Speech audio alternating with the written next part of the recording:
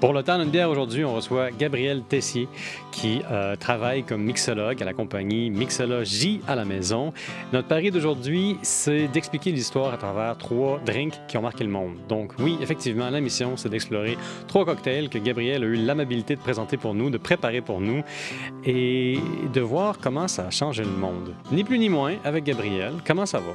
Ça va bien, toi? Très content de te recevoir. L'humeur est bonne. Et puis, avec les 3 drinks que tu m'as préparés, non seulement je me sens de bonne humeur, mais aussi j'ai beaucoup de questions. Mais d'abord, parlons un petit peu de toi, de ta compagnie, de la mixologie. Tu sembles avoir développé une approche de mixologue basée sur les activités à domicile. Ouais, c'est quelque chose que je fais depuis... Écoute, ça doit faire 5-6 ans que je fais ça à domicile.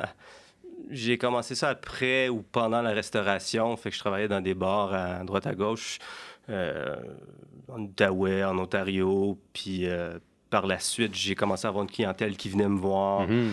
des gens qui étaient vraiment accrochés sur la scène de la mixologie. Puis ils se disaient, bon, mais tu sais, un petit party dans le temps des fêtes, Mhm. un petit événement privé, peu importe, mariage, puis ça l'a juste ouvert des portes à plusieurs options, tout simplement. Puis à partir de là, ça a juste... c'est ça qui est arrivé, ouais. C'est dans ce contexte-là précisément que toi et moi on s'est rencontrés parce qu'il y a eu une petite soirée ici à Ergon pour le lancement officiel d'Ergon. C'est toi Mm. qui étais mixologue. Et puis c'est là qu'on a commencé à parler. Puis c'est là que j'ai réalisé que toi aussi tu étais un grand fan d'histoire à tes heures. Oui, ouais, un grand amateur, grand passionné. Je veux dire, l'histoire, c'est tout, là, tu sais, c'est notre passé. Puis je veux dire, quoi de mieux que des histoires de boissons avec tu sais, le passé, tout simplement. Là, tu sais, Mhm. Le passé qui est aussi notre présent puis qui continue dans l'avenir et clairement que c'est manifesté sous forme liquide devant nous. Pour ceux qui nous regardent, mais aussi pour ceux qui ne nous regardent pas parce qu'ils nous écoutent seulement, peux-tu nous décrire un peu qu'est-ce que j'ai devant moi ici, là? Tu nous as fait 3 beaux cocktails, pardon. Qu'est-ce que sont-ils et qu'est-ce que ça nous raconte, ces histoires-là? certain. Mais le premier étant le Césarac, fait que c'est Premier comment... ici, là, Ouais, le premier, le tout petit dans le verre old fashion. Selon comment on peut dire, les historiens de cocktails, il n'y en a pas beaucoup non plus. Mhm. Mais c'est quand même assez bien documenté que le Césarac, c'est un des plus anciens des cocktails qu'on peut faire des recherches dessus, là, tout simplement. C'est le plus ancien qui est documenté. C'est ça. Et comment tu dis que ça s'appelle? Sazerac, fait que, 16 rack? Sazerac, ouais. Ça vient de quelle langue, ça? C'est dans quelle langue? C'est français, ça vient de la France. Fait que, écoute, j'ai-tu la date avec moi? C'était en 1862 Nouvelle-Orléans, pardon, Mhm. que le cocktail a été inventé par un apothicaire qui s'appelait Antoine Péchaud. Un apothicaire? Un apothicaire. Fait que moi, j'aime ça dire que c'est comme les mixologistes de l'époque, si on veut. Là. Tu sais, si on retrace ça Mhm. way back, on peut dire on avait les druides, on peut dire qu'on avait les mages, après ça, les moines qui ont gardé des secrets. Par la suite, les apothicaires, puis un peu plus loin après, les mixologistes, tu sais, les bartenders. Fait que c'est eux qui confectionnaient différents types d'amers, comme qu'on peut voir ici. Celui-ci étant la recette originale d'Antoine Péchaud, d'un rouge vif, d'un goût cerise, vanille, un peu anis étoilé. Fait que c'est assez complexe. Mhm. Puis à l'époque, il jurait que par ces petits amers, ces bitters en anglais qu'on dit, pour venir guérir toutes sortes écoute, des maux de ventre, des maux de tête, des maux de tout, là, vraiment. Puis Antoine Péchaud, ben, il avait sa petite shop, hein, tu sais, c'était un apothicaire. Fait qu'il a commencé à vendre un peu comme un traveling salesman, comme qu'ils disent les Anglais, là, à une certaine époque. Puis c'était vraiment sa potion, si on veut. Fait qu'à la base, le premier euh, cocktail Sazerac, c'était à base de cognac. Mhm. Il l'a nommé Sazerac parce que comme on dit, la, la marque de cognac, c'était Sazerac Desforges et Fils. Fait qu'on parle d'un cognac. J'ai dit la... Abaisse un petit peu ton micro, là, Ah, pour qu'on voit ta jolie moustache. élu. Il faut que tu le baisses un petit peu. Mets ta main dessus, n'hésite pas. Ouais, dis-y comment ça marche. Voilà. Ça marche. Fait que, c'est ça. Fait qu'écoute, le cognac tel quel qui est utilisé, on parle de 1782. Fait que la fin du 17e siècle. Puis, ils te mélangeaient ça avec un peu d'amer. Et aussi, un petit, comme on dit, on rince le cocktail, le verre tel quel avec de l'absinthe. Fait que c'est un côté un peu anis étoilé. Tu m'as arrosé les contours intérieurs de mon verre avec de l'absinthe, puis tu me l'as même pas dit. Ouais. Tu sais que l'absinthe, à la base, c'est fait avec une plante hautement hallucinogène. C'est peut-être pas hallucinogène, là, mais c'est certainement psychédélique. Là. Ça change un peu ton comportement. Là. C'est qu'est-ce qu'ils disent les Anglais. Getting funky with the green fairy. There you go. That's the spirit. As-tu vu? Hein? Jeu de mots en anglais. That's the spirit, parce que c'est un spiritueux. Je sais, c'était pourri. Non, c'était très bien. Mais il y a beaucoup de choses là-dedans qui m'intéressent d'un point de vue historique. D'abord, le rôle des apothicaires, qui sont à mi-chemin entre des chamans, des alchimistes puis des pharmaciens. Carrément. Ensuite, la Louisiane, qui est un pays super intéressant du point de vue de l'histoire puis du brassage des cultures sans faire de bons jeux de mots. Oh oui. Puis ensuite, là, je commence à oublier déjà parce que quand je fais des listes, d'habitude, je suis pas bon là-dedans. Ah oui, les bitters. Puis je voudrais qu'on en parle un petit peu avant de passer à autre chose. Le bitters, c'est comme central dans la boutique de l'apothicaire. Puis aujourd'hui, on n'a plus vraiment ça. On a des pharmaciens, hein, c'est plus réglementé puis tout. On a du sirop Lambert, mais bon. Oui, je sais pas à quel point c'est efficace, là, mais il y aura toujours des gens pour trouver que c'est efficace. Ça, c'est sûr. Et puis, c'est ça. Les bitters, c'est pas mal central dans l'arsenal d'un apothicaire. À la base, c'est que ça consiste en quoi exactement? C'est un alcool qu'on va venir infuser, écoute, des écorces, toutes sortes d'aromates, de plantes qui ont un effet. Écoute, c'est pour ça qu'il allait dire qu'il jurait que par ces petites bêtes-là. Ces petites bêtes-là, ces petits miracles-là. Certaines plantes ont un effet spécifique sur le corps. Je veux dire, c'est pas tout le monde qui a ça va chercher le même effet. Mais pour la digestion, bon, la verveine, la mélisse, c'est pas pour rien. Là, on a des petits shops santé aujourd'hui, les gens, les naturopathes qui vont venir carrément... Ce sont les apothicaires du présent. Ouais. C'est par là qu'on a renouvelé un peu les anciennes traditions du passé. Puis encore une fois, je vais le dire, là, parce que mes auditeurs qui me suivent bien savent que je suis un grand fan de chamanisme. C'est les nouveaux chamans. Ça y est, c'est dit. Puis tu as mentionné la verveine.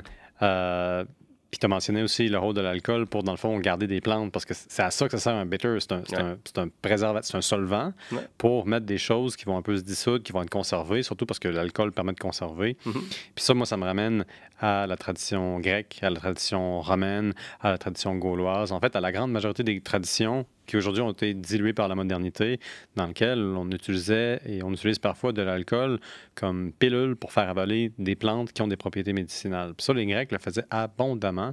D'ailleurs, on commence à penser dans certains cercles académiques que la grande majorité des vins grecs, et même romains, mais pas autant, donc une bonne partie des vins romains, mais la grande majorité des vins grecs étaient épicés à beaucoup de différents types de plantes narcotiques, intoxicantes, etc., etc. À tel point que on écrivait beaucoup de remèdes contre l'intoxication, mais pas dû à l'alcool, en utilisant d'autres intoxicants. Fait que les Grecs, ils étaient au courant, là. Ils savaient ce qu'ils faisaient. Là. Ils savaient comment mixer un vin. Ils ont eu le temps de faire ces erreurs. Ben, c'est ça, oui. Ils ont mixé de la culture pendant très longtemps. Donc là, tu es en train de me dire que ton petit ami, là, Antoine... Oui, Antoine Péchaud. En Louisiane. Ouais. Lui, il invente ce drink-là. Ouais. À travers avec l'usage de bitters, en rinçant un peu le verre avec de l'absinthe, qui, comme on le sait, a été une boisson extrêmement populaire, notamment chez les artistes, les intellectuels et les peintres, à la fin du 19e siècle, à tel point que il y a eu une panique générale, d'ailleurs, parce qu'on pensait que les gens devenaient fous, puis les gens y abusaient. On s'entend que ça fait peut-être un siècle ou deux là, que les spiritueux sont disponibles et accessibles, et ça cause vraiment beaucoup d'inquiétude, si bien qu'on va interdire l'absinthe. Ça, c'est la fin de la parenthèse. Je fais juste rincer mon verre culturel avec ça. Rappelle-moi aussi, qu'est-ce qu'il y a d'autre après... Dans le cocktail tel quel, il y a les amers, il y a le cognac... du sucre aussi, puis l'absinthe qu'on vient rincer avec le verre. C'est vraiment... Aujourd'hui, les cocktails, c'est vague, c'est flou, c'est éphémère, c'est fluide. C'est fluide, je veux dire, il y a tellement de différentes recettes. Originalement, la recette contient du cognac, mais de nos jours, on fait du whisky de seigle, alors du rye, qui est le Sazerac standard qu'on peut avoir à n'importe quel type de cocktail bar ou restaurant qui brasse un peu, qui mixe. Fait que c'est ça. Pour de l'époque, c'est vraiment traditionnel d'avoir des cocktails bruts comme le Sazerac, c'est-à-dire vraiment tout simplement sucre, amer, spiritueux, qui est à la base aussi la définition d'un cocktail tel quel. Si on demande la question, c'est quoi un cocktail? Bon, la définition, comme c'est ça, là, c'est spiritueux, sucre, amer, dilution, qui est l'eau, évidemment, qui consiste d'un cocktail. Ouais. Donc ça, c'est un des plus vieux cocktails pour lequel on a une certaine documentation, en tout cas peut-être une des plus vieilles recettes qu'on a. Est-ce que tu as une idée de à quel point c'était populaire en Louisiane quand ça commençait à être servi? Je peux imaginer que c'était très populaire. Je veux dire, tout simplement, la Louisiane, tu sais, écoute, à cette époque-là, c'était français. Je crois que c'était... les Espagnols étaient encore présents. C'est ça qui est intéressant avec la Louisiane. Ouais, c'est un berceau de culture. Ouais. Tu as un moment où est-ce que la Louisiane est occupée par les Espagnols, mais peuplée par beaucoup de Français. Puis le premier gouverneur est un Écossais. C'est au fond c'est au delta du Mississippi, qui est une grande rivière de transportation. Il y avait des bandes de transporteurs itinérants qui, eux, avaient pour spécialité de se promener sur une espèce de grand radeau commercial, puis d'apporter différents produits, différents cargos dans le delta, donc évidemment en Louisiane. Et puis ces gens-là, il y avait une énorme culture de boire. Je ne dis pas qu'ils étaient alcooliques, c'est pas ce que je dis, mais à cette époque-là, la grande majorité des... je ne sais même pas comment catégoriser ça. Disons que l'alcool n'avait pas les freins moraux qu'on a aujourd'hui du fait de la nouvelle disponibilité des gins, des spiritueux, puis aussi d'un manque de régulation. Là. Je veux dire, ça fait juste 60 ans, même moins que ça, aux États-Unis, qu'on a interdit la consommation d'alcool au volant. Imagine-tu à quel point c'est récent dans notre vie. Puis on a encore des reportages des gens qui s'offusquent d'être brimés dans leur liberté pour ne pas pouvoir conduire en buvant. C'est n'importe quoi. C'est ça. Fin de la parenthèse. Donc, de retour en Louisiane, un véritable brassage des cultures. Puis ça doit avoir un peu un impact sur la façon dont les gens consommaient de l'alcool, puis aussi des drogues et toutes sortes de choses. Ouais. Pensons à la scène culinaire aussi. Tout un brassage de culture des Français, des Espagnols. Le créole, surtout qu'on appelle là-bas. Fait que les influences d'un peu partout, des gens qui venaient d'un peu partout, simplement. Puis par la suite, c'est ça. Fait que le cognac, c'était très populaire là-bas, dont la recette de notre apothicaire, M. Péchaud, qui crée le Sazerac à base de cognac. Mais il y avait tellement de différents spiritueux aussi qui étaient dans ce coin-là des États-Unis.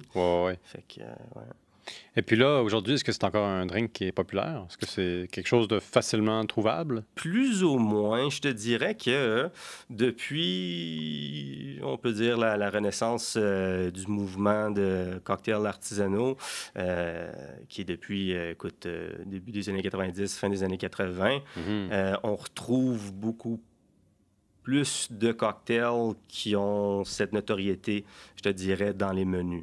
Fait que souvent, qu'est-ce qui peut arriver, c'est dans les grandes villes, plus souvent, on va trouver des cocktail bars qui vont aller chercher des bouteilles, mettons, là, ils vont essayer de ressourcer le cognac original de Sazerac, qui est presque impossible aujourd'hui. Puis ils vont carrément trouver, mettons, la mère Péchaud, qui a été faite, la batch des années 50, une batch des années 60. C'est un peu comme n'importe quelle grande compagnie qui fait différentes batches d'alcool, peu importe. Puis ils vont faire le Sazerac, puis ils vont lui donner Sazerac 1960, tu sais. Puis là, ton cocktail, il va être comme, 250$. Tu vas voyager dans le temps en le buvant, fait que ton portefeuille va payer le prix. Et puis, ça, c'est le Sazerac qui nous vient de notre ami Antoine de 2 siècles plus tôt j'allais dire en Nouvelle-Zélande, je sais pas pourquoi, en Louisiane. Toi, c'est quelque chose que tu bois volontairement? C'est quand même... Tu te prépares-tu ça? Ouais, je veux dire, c'est un de mes cocktails préférés parce qu'il est, comment on peut dire, il est straight to the point. Puis je veux dire, soit avec du whisky à base de seigle, avec le rye, ou le cognac. Parfois, je mélange les deux aussi. C'est une nouvelle façon de faire le Césarac de nos jours. Oui, j'aime, parce que j'aime les amers, tout simplement. Qu'est-ce qu'ils peuvent amener dans un cocktail? C'est vraiment une différente, comme on dit, complexité. C'est ça. Puis, ouais. Et puis, ça me fait penser, qu'est-ce que ça change comme goût, le fait d'avoir un spiritueux à base de seigle? Qu'est-ce que ça change? Oui. Qu'est-ce que ça te donne exactement? Ben, d'un point de vue de goût, c'est pas tout le monde non plus qui peuvent carrément boire de l'alcool à 40%, du fort, puis avoir un point de vue sur le goût. La moitié, ils vont juste être comme... Voici de l'alcool qui me brûle la gorge. C'est ça. Mais non, je veux dire, le seigle, c'est quelque chose qui est un peu légèrement épicé, plus fin. Si on vient comparer à, je sais pas, un bourbon, qui est beaucoup plus sucré, dans le monde des whiskies. Fait que je te dirais, le seigle, c'est beaucoup plus épicé, fin. Mais tu sais, en même temps, le cognac, c'est aussi fin. Je veux dire, c'est moins épicé, là, on s'entend. Mais c'est ça rajoute une petite dynamique quasiment poivrée, le seigle, j'imagine, dans les cocktails, puis le whisky de seigle, tout simplement. Ouais. Passons au deuxième drink que tu nous as préparé, là. Le petit au milieu là, qui commence déjà à s'élever un peu en couleur et en longueur. Donc, qu'est-ce qu'on a devant nous? Le sidecar. Sidecar? Sidecar. Fait qu'on vient vraiment faire un bon petit... un bond dans les années à suivre. Je te dirais plutôt dans les années 20.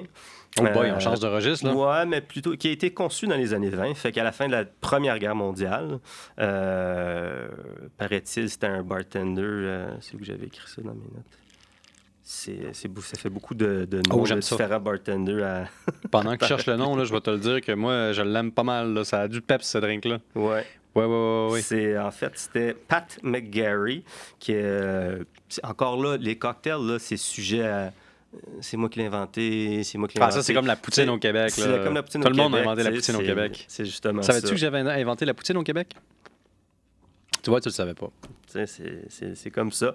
Fait que pour les cocktails, c'est la même histoire. Fait que c'est ça. Fait que Pat McGarry, qui, en 1922, paraît-il qu'il avait inventé ce cocktail-là. J'aime ton souci de nuance. Ouais. C'est tellement flou, mais on essaie de faire... Il n'y a pas beaucoup d'historiens aussi, là, comme...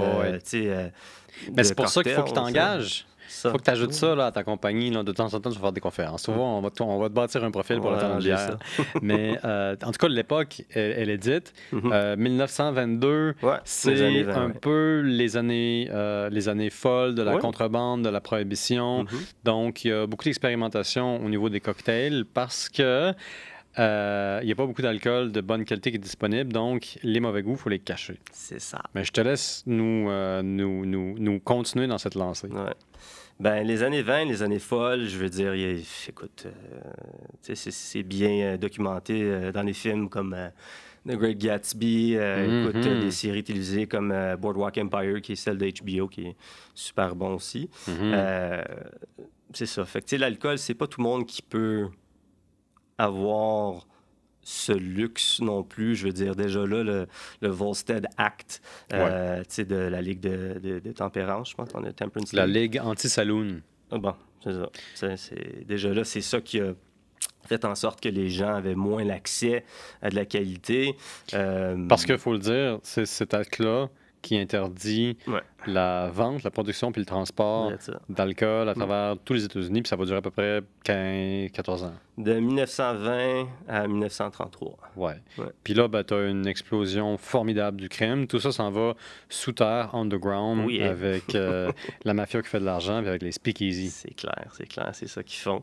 Fait que, tu sais, déjà là, il y a des gens, tu sais, du monde qui ont les moyens de brasser du gin à la maison, du bathtub gin qu'on va dire. Fait que c'est comme tu as dit, les cocktails avaient moins de côté de spiritueux raffiné. Fait que pour la majorité des cocktails dans les années 20, les gens ils vont vraiment faire « Ah, les années 20, c'est des années folles, puis tout ça, il y a dû avoir plein de cocktails. » La majorité, c'était même pas des si bons cocktails que ça. Il fallait vraiment venir masquer le goût avec différents types de liqueurs. Fait que si on va dans un registre de cocktails, de liste de cocktails des années 20, il y a comme du jus d'orange, il y a un paquet de grenadine, plein de trucs sucrés. Le whisky, il était même pas présent. Là, pour avoir du whisky, il fallait avoir une prescription du médecin pour avoir du medicinal whisky, qui disait. C'est vrai, parce que ça, c'était une exception dans le Volstead Act. Il y avait, en fait, plusieurs exceptions. Ce qui était aussi couvert, c'était les exceptions religieuses. Donc, tu avais le droit d'avoir du vin de messe. Ah, ben ça fait tu pouvais avoir du vin de messe. Le cidre aussi, il y a un type d'alcool qui n'était pas couvert. Et là, je m'avance un peu parce que je pense que c'est le cidre, mais je ne suis pas vraiment sûr. Fait on va mettre ça de côté pour l'instant. Mais il y avait un paquet d'exclusions. Sauf que là, dans chacune des exceptions, tu avais une porte d'entrée pour un cheval de Troie. Après ça, pour les fins médicales, les pharmaciens pouvaient vendre ça légalement, puis se faire évidemment une passe de cash. Il y en a qui ont amassé des fortunes. Écoute, des gens, des politiciens, des gangsters. Quand on pense à Winston Churchill, lui, c'est clair qu'il a sûrement fait des deals en dessous de la table. Winston Churchill, lui... Pour ceux et celles qui pouvaient avoir ce luxe-là, du bon single malt scotch ou peu importe. Mais rappelons que Winston Churchill est dans l'Angleterre. La prohibition ne s'applique pas en Angleterre. Sauf que c'est sûr que les gens d'importance qui s'en vont à la Maison-Blanche sont quand même capables d'avoir accès à de l'alcool. Il y a un des présidents les plus corrompus de toute l'histoire aux États-Unis qui, durant la prohibition, lui-même faisait des parties, puis c'était connu de tout le monde. Il invitait des gens, même qu'il y avait des gens qui étaient payés pour aller chercher de l'alcool de façon complètement illégale, au vu et su de tous presque. Fait que c'est une drôle d'année, une drôle d'expérimentation. Puis le cocktail lui-même qu'on a, est-ce qu'il représente comment je pourrais dire ça, le courant de la grenadine puis de l'orange qu'on trouvait dans le temps? Le sidecar, je te dirais que c'est un des cocktails le mieux balancé, le mieux conçu, je veux dire. C'est un sour. Fait que sour qui dit avoir agrumes avec le sucre pour venir bien balancer. Du cognac encore là. Et une liqueur d'orange. Fait que oui, on a une petite liqueur qui est présente, le Cointreau à la base, qui était la liqueur utilisée pour le sidecar. Je le redis, c'est super bon. Ça se prend tout seul, c'est dangereux. Été comme hiver, un petit sidecar. Ah oui, un petit sidecar. Sidecar. Puis tu dis du cilantro. Du comment tu as appelé ça? Cointreau, pardon. Cointreau. La liqueur d'orange française, Je pensais que c'était un truc brésilien. Non, c'est français. Parce que pendant un bout, je me disais, soit tu parles de coriandre, soit tu parles d'une boisson brésilienne. Dans ma tête, il y avait juste deux choix. C'est comme ça que je pense, là, étrangement. Mais j'en boirais 3-4 de même. Là. C'est super dangereux. C'est un effet désiré à vrai. Puis qu'est-ce qui t'a fait choisir ce cocktail-là pour nous parler de cette période-là? Encore là, c'est lui qui, je te dirais, qui tient plus debout, on va dire. Là, que par rapport à les autres, il y en a plein. Là, on entend, dans les années 20, il y a beaucoup de cocktails, mais qui sont juste pas buvables, on dirait. Ça veut dire que lui, il a bien vieilli? Ah, il a bien vieilli. C'est vraiment... Puis aussi, quand on parle de cocktails, on parle de famille de cocktails, différents styles de famille de cocktails. Et le sidecar, c'est un cocktail qui est une classe à part de différents types de cocktails. Fait que c'est un sour qu'on dit. Fait que typiquement, les sours, comme je t'ai expliqué, mais avec l'addition de liqueur pour venir donner un côté... C'est fruité dans ce cas-ci, la liqueur d'orange. Par la suite, on a différents types de cocktails. Fait qu'on a les Old Fashioned qui vient un peu dans la même famille que le Sidecar, qui est spiritueux brut, amer, sucre, ce genre-là.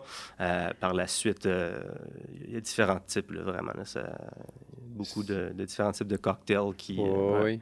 Le Old Fashioned, sais-tu, ça vient de où? Parce que moi, j'imagine... un des premiers cocktails fabriqués dans les speakeasy, qui sont littéralement le underground des parties new-yorkais. J'imagine que quand les gens ont commencé à se dire « OK, on a de l'alcool, mais pas tant, puis il n'est pas super bon, puis il faut le couper puis le mélanger pour qu'il soit vendable, puis pour qu'on ait un vrai profit », j'imagine que c'était au premier rang des candidats. Est-ce que je me trompe? Ouais, c'était plus ou moins ça, parce que, tu sais, je veux dire, la prohibition, c'est une fois que tu avais comme une bonne bouteille, c'était... Ah ouais, là, Ça, ouais, c'était ça pas attendait Titanic, pas, ça là. l'attendait pas, C'est là. ça, ouais. C'était comme... Les Let's go. cocktails, c'est pour les... Dans le fond, c'est pour rentabiliser les mauvais alcools que tu as en grande quantité. On peut dire ça des années 20. C'est ça. C'est- Ouais, les années 20, Ouais. Mais pendant là, la Prohibition. l'Old Fashion, c'est un vieux cocktail aussi, là, tu sais, c'est un Mhm. peu le même style que le Sidecar. À la base, c'était appelé le Whisky Cocktail, puis là, ça juste... Ça, tu sais, ça change de nom. Là, Mhm. quelqu'un rajoute un petit trait d'amer de je sais pas quoi. Ouais. Ah, ça change de nom. Deux, ça change trois de... gouttes, puis c'est devenu une nouvelle dynastie. C'est ça, là, tu sais. Ouais, Fait que ouais. c'est ça, les cocktails aussi. Faut pas...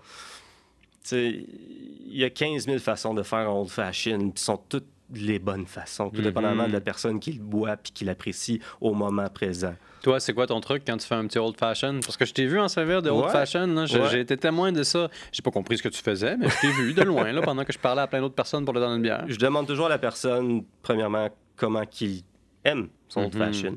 Moi, je peux te le vendre. Je suis Un vendeur. Un vendeur. Fait que je peux te faire, puis te créer quelque chose, parle, puis tu sais, puis tu vas aimer ça, tu vas aimer ça, tu vas aimer ça. Tu sais. Oh, Puis oui, tu à vas un me moment dire donné, que je vais aimer ça. Là. tu sais, Tu vas finir par le convaincre. ça, c'est bon, c'est délicieux, mais bon. Mais c'est toujours je pense que n'importe quel bartender, la première chose qu'il doit faire, c'est d'écouter son client, tout simplement. Puis de ne pas avoir peur de lui poser la question, parce que, tu sais, je me rappelle, il y avait une époque, écoute, tu sais, je travaillais dans les cocktail bars, puis les gens arrivaient, puis on dirait qu'ils... tu sais, c'était des bolés, là, ils arrivaient, puis des historiens quasiment, puis « Ah, sais-tu me faire un Tuxedo number 2? » tu sais, puis je veux dire comme... Ben, tu sais... Attends, laisse-moi regarder dans les C'est ça, là. archives. Tu sais, c'est comme je me souviens à peu près c'est quoi, Ouais. mais comment que toi tu l'aimes, tu sais. Puis on dirait qu'il attendait que comme tu scrapes le drink, puis qu'il soit comme qu'ils te le disent même pas, là, tu sais, là, que ce soit juste comme Ouais. Ah, ok, c'est comme ça que je sais que ça c'est un bon cocktail. C'est ce qu'on club, appelle là, un tu sais. client difficile. On a ça dans toutes les industries, C'est malheureusement. ça, c'est ça. Puis fait que non, c'est d'essayer d'être humble tout simplement. Ouais, c'est puis ça, tu sais de demander comment que tu le veux, comment que tu le sens, là, tu sais, c'est plutôt ça. Ouais. Parce que dans le fond, le défi pour toi, dans ton offre, c'est de donner au client la meilleure expérience possible. Certain? Puis si tu ignores ce que le client veut, ça va mal. Fait que tu as intérêt à commencer avec ça. Ah ouais, ça, je n'ai tellement vu de cas où c'est que les gens ils se pétaient les bretelles, tu sais, ou qui, tu sais, je te dirais à peu près 5-10 dizaines d'années passées, puis j'en suis coupable aussi, là, tu sais, je commençais un peu dans la scène émergente des cocktails artisanaux, là, la mixologie. Tu sais, j'avais une petite moustache en guidon, puis Oh toute la boy. kit, puis j'étais un puriste. Moi, j'ai toujours été un Magnifique. puriste dans tout, la musique, tout ça, les spiritueux. Fait que, tu sais, c'est pas mal ça qui régnait à l'époque un peu, là, quand on allait dans les cocktail clubs. Ah, fais-moi un sidecar, fais-moi un ci, Ouais. ça. Fait que... c'est ça. Ben, c'est un bon début, ça lance bien ta carrière. Moi, je le dis, là, je te reconfirme, je l'aime beaucoup mieux que le premier. C'est sûr que celui-là, il va terminer d'ici 1 heure. On a parlé du Old Fashion, on a parlé de ce drink-ci, qui apparaît dans les années 1920. Ouais, les années 20. Et puis, qu'est-ce qu'on a ici à gauche, le petit dernier sur la table? Ça, c'est la trinité divine des Caraïbes. Rhum, sucre, lime, le Mon daiquiri. Dieu, mais ça, c'est... Ah, le fameux daiquiri. Yes, sir. Ça, c'est un des plus anciens cocktails au monde, non? Ça a une certaine époque, je veux dire. Écoute, tu sais, on peut rentrer dans qu'est-ce qui est la colonisation, la canne à sucre. Puis après, bon, tu sais, Cuba, on parle du daiquiri. Cuba, c'est là que ça s'est passé. Je te dirais début 18e siècle. Tu sais. Puis les gens ont commencé à faire, ben, tu sais, les natifs du pays ont commencé à brasser, distiller le rhum quand les Espagnols étaient là. Puis par la suite, Don Facundo Bacardi, c'est lui qui avait commencé ça. À distiller le rhum, si je me trompe pas. Lui, il avait une technique assez spécifique parce que, tu sais, tout le monde distillait leur rhum dans les Caraïbes. Hein? En Martinique, tu avais le rhum français qui est le rhum agricole de nos jours. Par la suite, le rhum jamaïcain aussi. Tu sais, puis ils ont toute une nuance différente en tant que spiritueux. Pourtant, tu sais, c'est tout un dérivé de la canne à sucre. Puis ouais, le Cuba, le Don... Lui, quand il a fait son rhum, il a vraiment été... il a distillé quelques reprises aussi utilisé une méthode avec du charcoal pour vraiment avoir un rhum plus raffiné. Même aussi, il a adopté la technique un peu des Américains dans le sud, ceux qui font le whisky, le bourbon, c'est-à-dire de carboniser les barils. OK. Ouais, ça, c'est vraiment les chauffer de l'intérieur, là, que ce soit comme le bois devienne noir, quasiment. Là. Ouais. Puis, Pour imprégner l'espèce de brûlure au liquide, pour donner un côté plus fumé? C'est pas un côté fumé, c'est vraiment que je pense que ça a rapport avec le charbon plutôt. OK. C'est juste le bois fumé tel quel qui vient donner un côté raffiné au spiritueux. OK. Quand ça vient le temps de faire le vieillissement en fût de chêne, là, tout simplement. Fait que non, tu sais, il a recherché vraiment parce que, tu sais, dans cette époque-là, comme je t'expliquais, tout le monde faisait leur rhum. Il y avait des différentes nuances. En Jamaïque, c'est un peu plus fruité, les rhums. Tu sais, on appelle ça comme un funk, les Anglais ils disent. Là. Vraiment, c'est un côté comme mangue, plure de banane pour le rhum jamaïcain. Rhum agricole, c'est beaucoup plus végétaux. Fait que ce qui est comme le rhum agricole, le cachaça, excuse-moi, aussi qui est le côté très végétal. Puis le rhum cubain, c'est juste it's out there, man. Tu me donnes l'eau à la bouche, puis tu me fais voyager avec ces petites comparaisons dans lesquelles le liquide se joint avec le pays. Et puis, moi, ce que j'observe dans ce que tu dis, ça me ramène un peu à un autre podcast qu'on avait fait avec Frank Malt sur la prohibition, puis sur Cuba.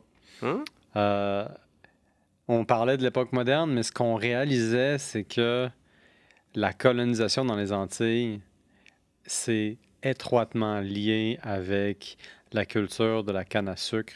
Et c'est la justification pour la colonisation. C'est la principale activité économique, mais c'est aussi le principal produit d'échange, d'exportation.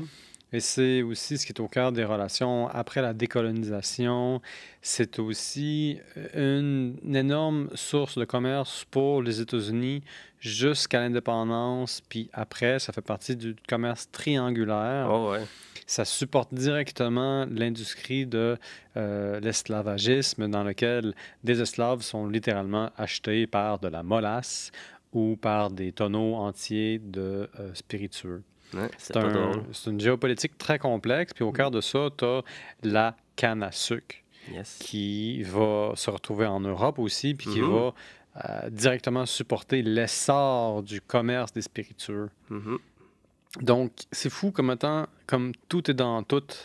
Puis là, tu me parlais de Bacardi, qui est un des grands, je pense, dans la région.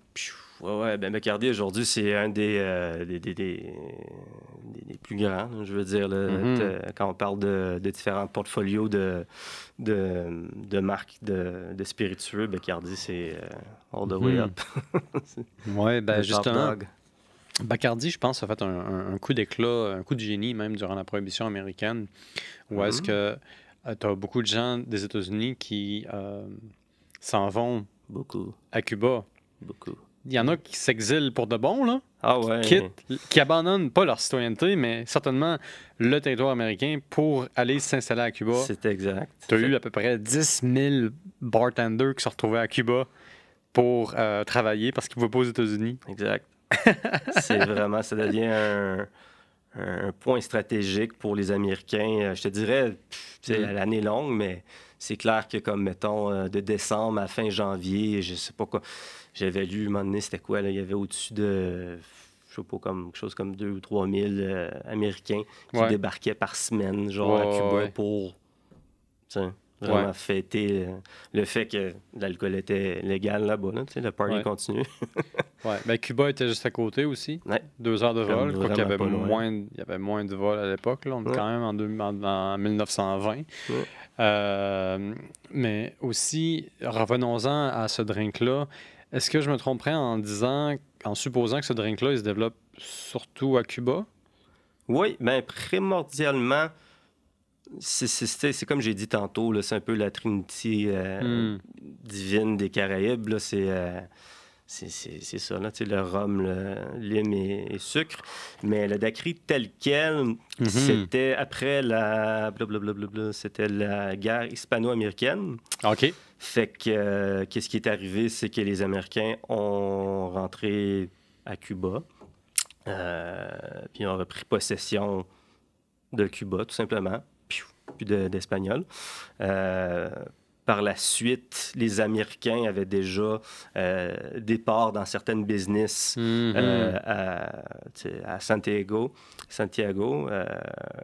Puis, c'était quoi? C'était le Pan American Mining Corporation, en tout cas. Ce genre de compagnie-là. C'est ça. Il y avait des mines là-bas pour des comme on dit, des minéraux puis des ors spécifiques. Fait qu'est-ce qui est arrivé tout simplement quand les Américains se sont réimplantés là-bas à Cuba? Il y avait certains Américains qui avaient des parts là-dedans, dont Rockefeller, John D. Rockefeller. Ouais. Fait que là, lui, avec tous ses millions, mais il a dit... Ah ouais, j'envoie mon man, my man in Havana. Fait que... Ça sonne comme un espèce de film d'espionnage. My Man in la Havana. C'est un vieux film des années 30. Sérieux, c'est un film? Our Man in Havana, ouais. C'est un vieux film, ouais. Puis, non, mais sérieux, c'est exactement le même titre qu'un roman de John le Carré, là. Ouais. Fait que là, il emmène son ingénieur pour continuer les travaux dans les mines, tout simplement. Puis lui, Jennings Cox... c'est son nom, Jennings Cox.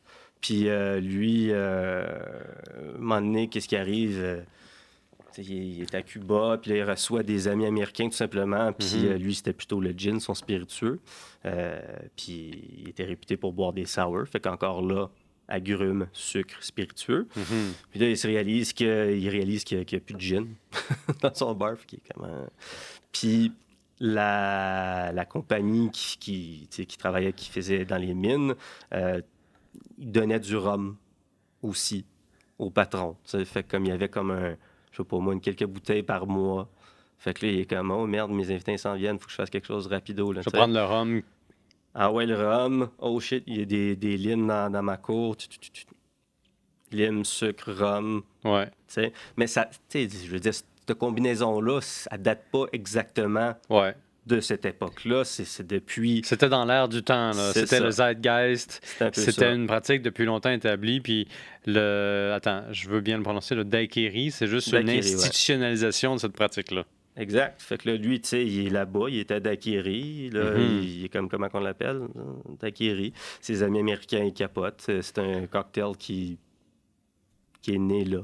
Le nom, du coup. Là. Puis c'est encore un cocktail qui est très populaire. Je veux dire, je vois ce nom-là dans tes menus à toi. Ouais, super T'es ma seule référence, là, littéralement.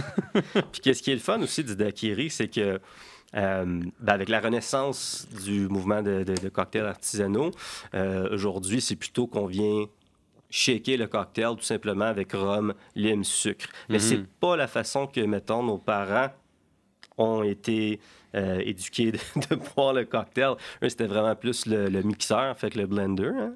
Fait que c'est pour ça que quand tu vas dans les restos à cette heure et tout ça, ben, c'était toujours l'espèce de... Les bartenders de nos jours, ils vont savoir c'est quoi, les petits comme pots avec le sirop quasiment là, de fraises ou de bananes ou peu importe. Fait que ça vient de quelque part aussi. Ouais. Ben moi, je vois ça des fois, là, je remarque quand même si c'est pas exactement mon dada ou mon domaine, parce qu'évidemment, moi, je connais plus la bière. Mais dans les bars, souvent, tu as comme une place là, dédiée avec des espèces de sirop dans des bouteilles super longues avec un petit versoir sophistiqué. Ouais. Puis tu sais, je sais jamais c'est quoi en fait, parce que moi je commande jamais ça un cocktail dans un bar, ça m'arrive jamais.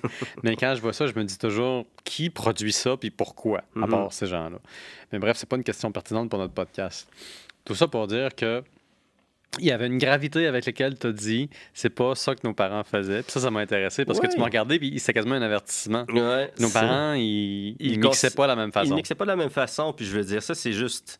Ben, pour revenir au daiquiri tel quel, c'est que, tu sais, je veux dire, ça, celui-ci, comment il a été mélangé, c'était juste en shakeant le cocktail, les ingrédients tout simplement. Mais le mixeur, si on veut, le blender, ça vient vraiment des années 20 à peu près. Encore là, à Cuba. Un des beaucoup de choses qui se passent à Cuba. Là. C'est le berceau. Moi, il faut qu'on aille à Cuba. Oui. On va aller à Cuba. On va aller fumer des cigares, boire du rhum, puis avoir du fun. Fait que... Puis faire 8 podcasts. 8 podcasts. Moi, j'ai un quota à respecter, là. There you go. Ouais. Puis essentiellement, le daiquiri, dans les années 20, il y a un bartender qui décide de carrément le mixer avec un mixeur, un blender. Puis, écoute, encore aujourd'hui, ça, c'est à la Floridita que ça s'appelle, le bar, le fameux bar de Ernest Hemingway. Oui, parce que Ernest Hemingway, le fameux écrivain américain, il s'est retrouvé à Cuba pendant une décennie à peu près. Lui, il aimait beaucoup Cuba. Il aimait beaucoup les daiquiris, surtout. C'est son drink de prédilection? Ouais, fait que... Faut dire qu'il buvait beaucoup, cet homme-là. Oui, beaucoup. C'était un grand amateur de toutes sortes de spiritueux, puis de cocktails, puis de box, puis de trucs super macho. Là. Ouais, c'était lui, ça. Clairement, c'était un homme très macho. Ouais. Pour lui, la chasse, la pêche, c'était l'expression de sa masculinité, puis il était en même temps très défensif par rapport à ça. Tu sais. Ouais. Puis lui, il a habité, comme tu as dit, à Cuba pendant un certain nombre de temps. Puis la Floridita, qui faisait les daiquiris avec le mixeur, avec le blender. Le bartender à l'époque, le nom m'échappe. Constantino Ribalegua. On va l'appeler José. José. Non, mais Constantino. OK, finalement, tu le sais. Ouais, Ribalegua. Puis lui, il a été le premier à adopter le mixeur. Fait que lui, il a inventé 4 daiquiris. Hein? Puis ils ont été numérotés. Daiquiri numéro 1, 2, 3, 4. Puis Ernest, si je ne me trompe pas, c'était le 3e, le 4e qu'il préférait. Par contre, lui, étant un grand amateur de spiritueux, il savait qu'est-ce qu'il voulait dans son verre. Lui, il était aussi diabète, alors le sucre, c'était un nono. Ernest Hemingway était diabétique? Ouais, fait que c'était un nono, le sucre. Ouais. Pas un nono, c'était pas un nono, c'était un no-no. C'était un no sugar. C'est bon, ça. Je sais pas si nos auditeurs français vont voir la différence entre un no-no et un nono. On ne saura pas. Fait que lui, essentiellement, il veut son cocktail avec 2 fois le nombre de rhum, hein, parce que c'est papa. C'est fascinant, papa je te jure, je suis fasciné en ce moment. Puis, fait que le double à dose. Fait que, tu sais, on aurait 2 onces traditionnellement dans un daiquiri. Lui, il a 4 onces dans son daiquiri avec salim, puis pas de sucre. Puis ils l'ont doté, comme on dit, ils l'ont bien pourvu. Ils lui donnaient ce qu'il voulait. Ils ont appelé le cocktail le Papa Doble. Fait que lui, il avait le temps paraît-il, c'est ce qu'ils disent, d'avoir 2 daiquiris dans ses mains. Puis à cette époque-là, les daiquiris, c'était pas nécessairement dans des coupes V, c'était plutôt dans des tumblers qu'on appelle, des highballs. OK. Puis il avait le temps d'en boire 2, de partir du El Floridita jusqu'à chez eux. Puis des fois, ils aimaient tellement ce daiquiri-là, les raisons pourquoi il les prenait pour la route? Il les prenait pour la route, mais il avait le temps d'en boire 2 pour se rendre jusque chez eux. Sacré Ernest Hemingway. Il allait voir sa femme à l'aéroport, la recevoir avec des thermos de daiquiri aussi. T'es pas sérieux? Des thermos, ouais. Puis, ce gars-là abusait clairement. C'est pour ça que tu as un statut aujourd'hui de lui, carrément au bar, à la Floridita. Ouais. Tout le monde pogne sa photo avec lui, il est là. Tu n'as pas le droit d'aller dans son coin, à cause c'est carrément son coin qu'il allait pour picoler. Il a laissé son ombre à tout jamais là-dessus. C'est de ça qui est arrivé. Ça, c'est Ernest Hemingway, que tu as l'air à connaître excessivement bien. Y a-tu d'autres gens célèbres dans le passé dont tu connais les préférences? Surtout, les préférences, non, mais je veux dire célèbres qui allaient à Cuba entre les années 20 et les années, mi-40, là, un peu avant la Deuxième Guerre mondiale. Plusieurs personnes allaient là-bas parce que, justement, c'est comme qu'on expliquait auparavant, la mafia s'avait impliquée en Havane, puis il avait juste commencé à faire plein de casinos. Ah ouais, la mafia new-yorkaise à Havane a intégré tout, là, elle infiltrait tout. Elle facilitait le régime de Batista, pas Dave Bautista, là, mais Batista, le dictateur avant Fidel. Le méchant. Ah oui. Puis fait que c'est pour ça, je veux dire, comme tu sais, ils ont tellement mis un emprunt américaine sur Cuba, que tous les grands stars allaient là-bas. Écoute, Ernest Hemingway, Truman Capote, qui était un écrivain aussi, qui d'autre, Josephine Baker, qui était l'équivalent d'une, pas une stripteaseuse, mais de l'époque parisienne avec le Crazy Horse. Fait qu'elle avait commencé là. Attends, excuse-moi, là, tu révèles mon ignorance ici. Josephine Baker, c'est qui? Puis c'est qui le Crazy Horse? Crazy Horse, c'est un lieu emblématique à Paris. C'est une espèce de bar un bar de danseuse. De danseuse, un cabaret. Mais c'est un cabaret. C'est très raffiné. Il y a une différence. C'est une très grande différence. C'est très difficile de rentrer là aussi. Un cabaret dans lequel il faut être invité. Ouais, c'est coûteux, là, tu sais. Je comprends. Puis essentiellement, Josephine Baker, elle, c'était la star des années 30. Puis c'est ça. Elle allait picoler, elle aussi, à Havane. Tout le monde allait là-bas. Tu sais, je veux dire, C'est à la Havane que ça se passait, là. Yeah, c'est ça. Ouais. Puis ce qui est intéressant dans les années de la Prohibition, c'est que la Havane est un centre de transbordement commercial d'alcool, de cargo. C'est l'épicentre de l'importation illégale d'alcool vers les États-Unis. Et les grandes compagnies de l'époque savent très bien qu'ils sont complices, dans le sens que ils savent qu'on ne peut pas produire, transporter ou vendre de l'alcool aux États-Unis. Tout ce qu'ils ont besoin de faire, c'est de rendre cet alcool-là disponible à Cuba, qui est très près des États-Unis. Oh oui. On est à quoi? 100, 150 km de la Floride.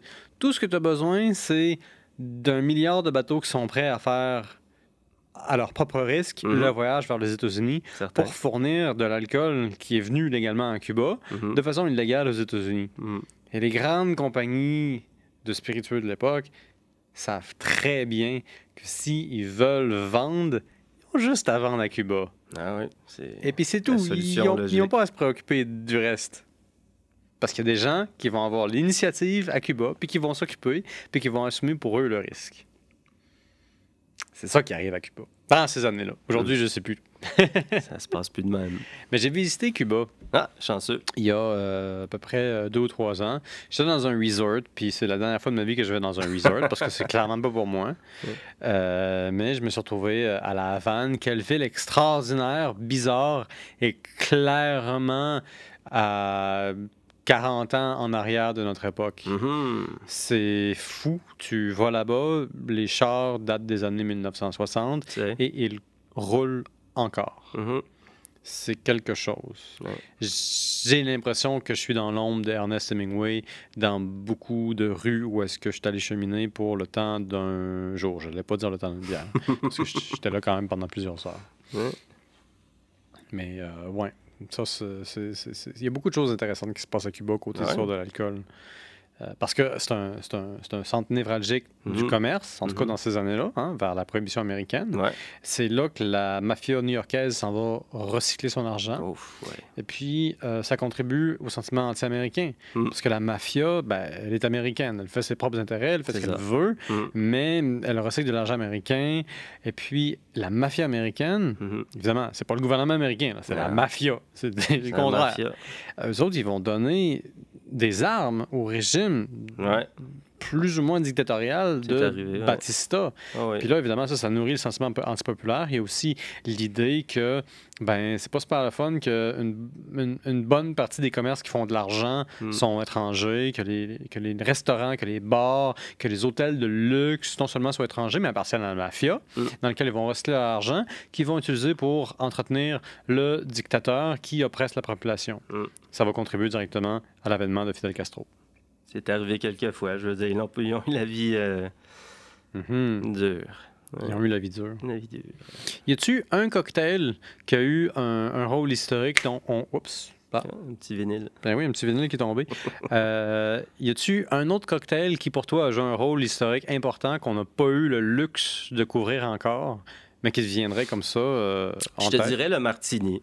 Je veux dire, le martini, c'est quelque chose qui, depuis la nuit des temps, a subi des transformations vraiment atroces. Atroces? Oui, il y a des vraiment, il y a des comment on dit, des recettes du martini, tu sais, mettons de 1862 à 1900, c'est vraiment pas le même martini qu'on connaît aujourd'hui, le dry martini, le classic martini, fait que vermouth, gin ou vodka, c'est vraiment quelque chose qu'on va rajouter, écoute, la liqueur d'orange au tout début, plein d'amers, écoute, un certain gin qui était pas si raffiné à l'époque, pas pantoute. Ouais. Euh, Mais écoute, moi, Ouais. évidemment, je suis très ignore en la matière, puisque tu me connais, je m'intéresse plus à l'histoire de la bicaire en général, mhm. puis aux champignons de la Manita muscaria, qui n'a absolument rien à voir au sujet aujourd'hui.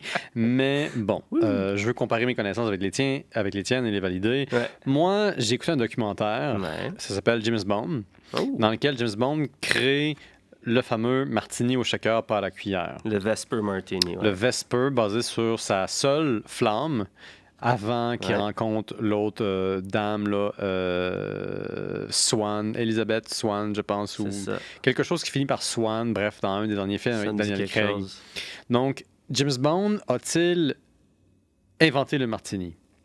Parce que James Bond, comme on le sait, est un personnage historique.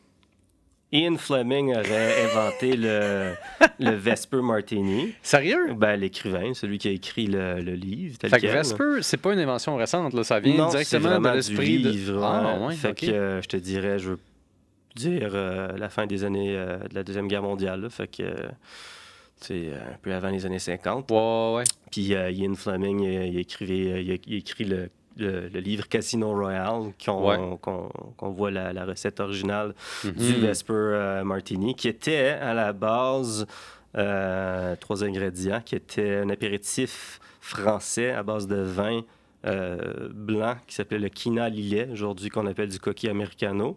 Délicieux. Gin et vodka, les deux. Fait que, si je me trompe pas, 4 parts measure gin, 3 parts vodka. Puis l'autre, c'était... Fait que, tu sais, ouais. Ça, c'est la part de James Bond dans le martini. Ouais. Puis le martini lui-même, là, Ouais. ça vient de où? Ça vient. C'est une bonne question. Je veux dire, il y a un parrain de la mixologie, Jerry Thomas, que lui, au début du 18e siècle, écrit un livre avec toutes ces recettes-là. Puis je veux dire, le martini qu'à l'époque, son prédécesseur s'appelait le martinez, que je t'expliquais qui était un peu atroce dans un certain sens. Là, Comment ça, atroce? bah, c'était juste plein d'amers différents, puis de gin non raffiné. Très loin de ce qu'on connaît aujourd'hui du martini classique. Les premiers martinis n'étaient pas bons, là. C'est ça que tu me dis. Non, ben, c'est sujet à... Interprétation. Interprétation. Les goûts sont différents, surtout à cette époque-là, je veux dire. Mhm. Eux, ils vont plus vers le sucré aussi parce que... Écoute, c'est de l'époque aussi, je veux dire, c'est le sucre, là, c'est vraiment, c'est partout. Le sucre était au centre de la chose. Exactement. Je ne peux pas te dire exactement quand est-ce que... Je te dirais, l'introduction du vermouth sec, le dry vermouth, en Amérique a un peu changé la façade du martini, tel quel. Puis, par la suite, fait que, il y a une transformation des années 20 aux années 40. Là. Je te dirais, même comme les années 40, il y avait le fameux président, comment il s'appelle, lui, Roosevelt, Ouais. que lui aimait son martini avec un peu de saumure d'olive. Fait que comme tout le monde aime leur martini. De la tout le quoi? monde.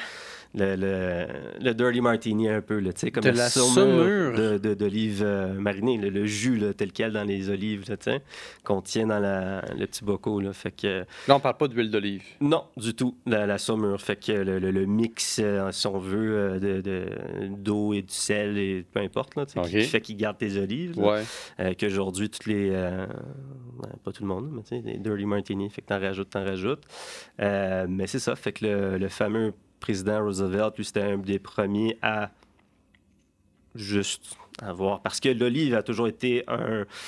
Comment dire? Un complément. Un complément, un garnish dans le cocktail du martini. Mhm. C'est ça. Fait que lui, il s'est dit, une petite affaire de plus dedans, juste la saumure, le jus tel quel. Puis, c'est ça. Fait que, tu sais, les années 40, 50 aussi, la fameuse série HBO Mad Men, nous présente un cocktail que Roger, je ne me rappelle plus son nom, là, Roger, en tout cas. Puis lui, il prend un Gibson Martini. C'est quoi la différence? On met un cocktail onion, un petit oignon perlé. La seule différence. C'est quand même le même principe d'avoir un certain montant de vermouth versus ton spiritueux. Fait que c'est ça. Fait que le martini a vraiment... Il y a différents styles. Puis même quand on m'a appris un peu mon... comment je dis, mon sensei de cocktail, lui qui m'a tout appris. C'est ça, le martini, c'est vraiment celui qui est le plus complexe parce qu'il y a différentes versions, puis différents pourcentages de... Tu sais, on peut venir jouer un peu avec le nombre de vermouth, de vin aromatisé et le nombre de spiritueux. T'sais. Fait qu'un classique, ce serait à peu près 1 once, 2 onces de spiritueux. Un wet qui veut dire beaucoup plus de vermouth. T'as un 50-50 qui est moitié-moitié. T'as un extra dry, t'as un dirty, t'as un Gibson, t'as un Vesper, t'as un Martinez à quelque part là-dedans. Il y en a pour toutes les couleurs, tous les goûts, puis toutes les Martinez. Fait que l'important, c'est de savoir un peu la famille des cocktails, puis à partir de là, on peut s'amuser en tant que bartender. Je veux dire, c'est là qu'on peut... j'ai déjà eu un martini, il était ci, ça, parle-moi de ça, dis-moi un peu, puis tu t'arranges pour faire quelque chose qui est délicieux. Mais là, ça me fait penser à toi. Toi, dans ce monde mix, de contenu mixte, de mixologie, que tu mixes à la maison, à domicile, à travers ta compagnie. Toi, là, c'est quoi le cocktail que tu te fais le plus de plaisir à brasser? À concocter pour toi-même. C'est quoi ton cocktail préféré à toi? Eh boy, ça dépend des saisons, mon ami, ça dépend. Là, en ce moment-ci, on est en février. On est à la mi-février, il y a de la neige, la température est étonnamment chaude. Après ce podcast-ci, peut-être voudras-tu aller chez toi célébrer l'accomplissement de la venue sur mon show, qui clairement est quelque chose. Je ne sais pas c'est quoi, mais c'est quelque chose. Non, mais c'est super. C'est certainement une partie de plaisir. Oh oui, oh oui. Mais c'est ça, on est en février, hiver, tu te sens d'esprit à célébrer quelque chose. Qu'est-ce que tu te prépares? Il fait froid à l'extérieur. Je veux dire, moi, ça va être quelque chose un peu comme le Césarac. Mais même à ça, écoute, ça va être un cognac, un calvados, quelque chose comme ça. Là, juste neat ou sur glace, peu importe. Quelque chose qui réchauffe, tout simplement. Mais quelque chose que j'aime bien faire pour les gens, pour avoir l'espèce de wow factor à chaque fois, c'est un mojito. Les gens capotent comme un beau mojito. Là. Pourquoi le monde capote? À cause c'est beau. C'est bien fait, là, c'est joli. Là, je veux dire, la brindille de menthe, l'aspect que tu peux en boire l'hiver, puis ça te ramène à quelque part qui fait chaud. Est-ce que c'est juste la menthe qui donne cet effet-là? Aussi. C'est vraiment c'est la lime, c'est les rhums tels quels. Ouais. Mais un beau mojito, là, c'est de voir les gens qui sont... c'est quelque chose. De voir le monde qui sont heureux à voyager avec la présentation d'un alcool que tu as assemblé pour eux, dans lequel il y a de la verdure puis de la jaunure à travers le citron qui leur permet de sortir trouver en Floride, dans le fond. Des belles couleurs, tu sais, à Cuba, surtout. Hein? Tout revient à Cuba. Tout revient Je te le dis, toi puis moi, on s'en va à Cuba, là. C'est clair. Trouve-toi des vacances. Yes, on se trouve des vacances ensemble. On y va. On va aller faire nos Hemingway. Puis on va... tabarouette, je sais pas. J'ai pas envie d'en revenir avec la cirrhose du foie. René Semelois, il est intéressant, mais mon Dieu, qu'il y a beaucoup de problèmes, cet homme-là. Et pourtant, c'est un artiste, hein. Les écrivains qui écrivent à la viscère de leur chair en se rendant complètement vulnérables par rapport à leur sujet, ça leur coûte cher de produire. Ouais, un âme troublée. Voilà. Écoute, mon Gabriel, merci d'être venu sur le show pour le temps d'une bière. Plaisir, merci de m'avoir. Ici, en l'occurrence, le temps de 3 cocktails. Il y en a un qui est descendu. Il y en a un qui est descendu assez rapidement. Le deuxième descend moins rapidement, mais c'est quand même lui mon préféré, étonnamment. Cool. Et puis, c'est ça. Comment est-ce que les gens vont faire pour te retrouver si jamais ils veulent te poser des questions? T'es invité chez eux pour un party? Simplement sur Instagram ou sur Facebook. Facebook, Mixologie à la maison. Instagram, c'est Mixologie à la maison Events. Et puis, je te dirais que l'été, c'est très occupé. L'hiver, surtout après le COVID, le COVID est encore là, en tout cas. Les gens ont commencé tranquillement à laisser des traiteurs venir chez Swap, tout ça. Fait que ça recommence, ça tranquillement, pas vite. Mais surtout avec un podcast comme aujourd'hui, Là, les gens vont comprendre. Un balado. Ils vont comprendre l'importance de la variance dans les mojitos, puis les margaritas et les daiquiris. Toute la kit. Puis les old fashion. Donc, Gabriel, on te souhaite beaucoup de succès. Merci d'être venu. Pour ceux qui nous écoutent, là, évidemment, allez voir Gabriel, invitez-le chez vous pour faire non seulement des bons cocktails, mais des cocktails avec une thématique historique, parce que maintenant qu'il est venu sur mon show, il va pouvoir tout vous expliquer ça par rapport au contexte de la prohibition aux États-Unis, tout en vous forgeant le meilleur cocktail de la vie. Et puis moi aussi, il faut que je vous parle de mon show. Si vous nous écoutez encore rendu là et que vous nous aimez, ben pourquoi ne pas vous enregistrer comme un abonné? Abonnez-vous sur YouTube, écoutez-nous. On est aussi sur Spotify, on est sur Google Podcast, on fait beaucoup de contenu, puis on répond aux questions. Si vous avez des sujets qui vous taraudent depuis quelque temps et vous voulez une réponse, moi, ça va me faire plaisir d'aller trouver un invité puis d'aborder le sujet pour vous. Donc, abonnez-vous, on vous aime bien, soyez nos amis et moi, je vous dis à la prochaine fois pour le temps d'une bière.